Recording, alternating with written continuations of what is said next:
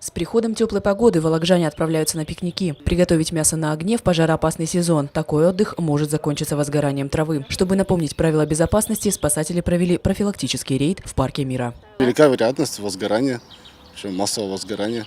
Особенно вот в местах это парки, сухая трава, полях, на дачах. Наши полномочия заключаются только в том, чтобы предупредить нарушителей о том, что высока вероятность возгорания. Рейды проходят в парках и скверах Вологды, дачных кооперативах. За поджог травы или разведение костра в неотведенных местах отдыхающим может грозить штраф до 4000 рублей. В парке мира нарушителей не было. Подобные рейды продолжатся вплоть до конца сентября. Айнур Жабагина, Михаил Прищев, Вологда РФ.